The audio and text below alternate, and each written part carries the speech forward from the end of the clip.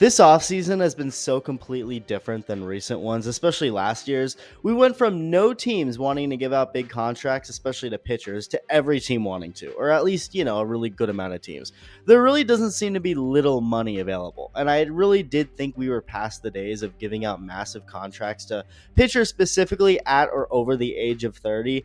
I just figured teams were not interested in going that route, seeing how risky it can be, and it's pretty smart to avoid that.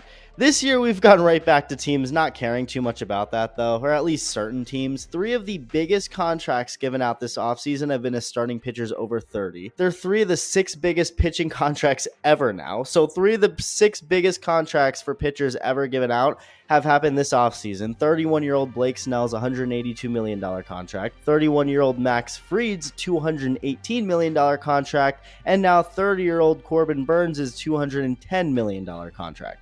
He's the newest domino to fall, although his ended up a lot more shocking than those first two. I mean, Snell signing with the Dodgers was pretty sudden and unexpected and followed with a large outcry, and Fried signing with the Yankees wasn't very expected either. But the decision Burnes just made everyone, including me, go, wait, what? Really quick, as always, if you're part of the 59% of viewers not subscribed yet, go ahead and hit that button if you enjoy the videos, as Corbin Burnes, understandably so, was at the top of the pitching market. He's a very good pitcher, no denying that, but there are some red flags I think that come with him. Just like any pitcher, it's not exclusive to him or few guys. I mean, everyone. And Snell and Fried have their red flags and big risks when signing them to long-term deals that the Yankees and Dodgers are going to have to deal with. And Burnes' red flags is the slight ongoing regression that's been going on for a few years now.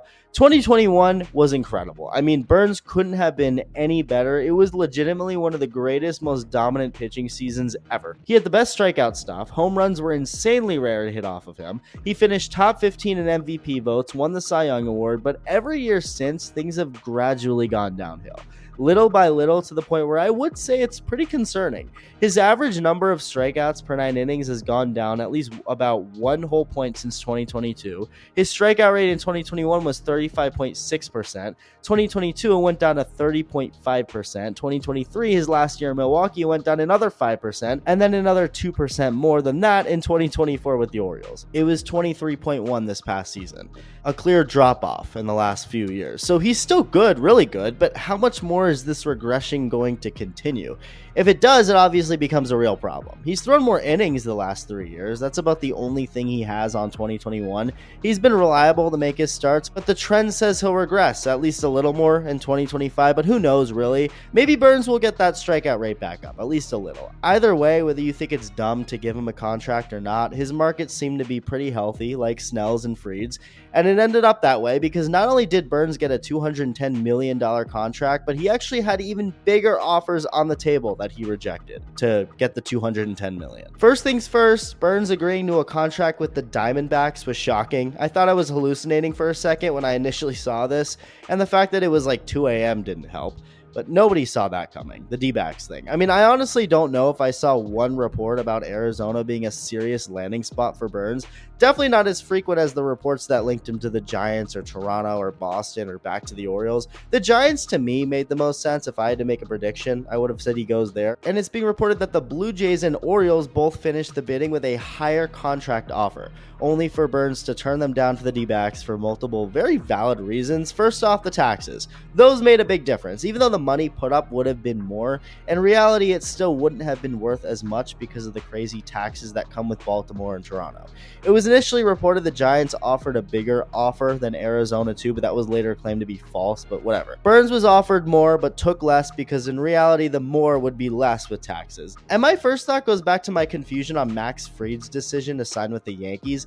The Texas Rangers actually offered him $190 million over 7 years, which is less than the $218 he got from New York, but because of Texas having zero state income tax, that 190 would have been worth more. Yet he took the Yankee offer. I guess he really wanted to be a Yankee, which would make sense, I guess. But Fried to me seems like the perfect Ranger. When I saw that report of him choosing what's really less money to go to New York, I was like, wow. I mean, Fried is a very quiet, low-key kind of guy.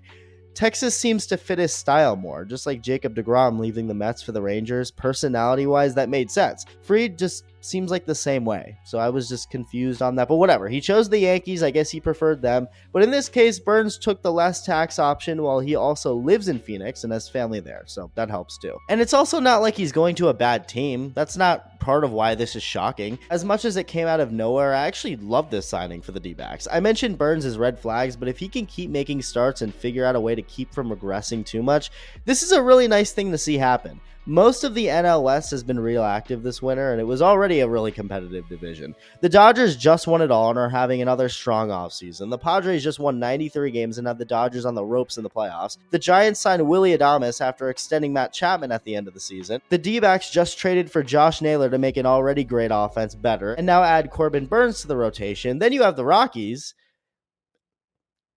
So yeah, pretty stacked division. And don't forget, even though the D-backs missed out on the playoffs last year, they won 6 more games than they did when they went to the World Series the year before, and had arguably the best offense in baseball. They scored the most runs and had more RBIs as a team than anyone else. The issue was the pitching. That was their demise, so obviously adding Burnes is a plus. And it's good to see the D-backs going out of their way to stay competitive.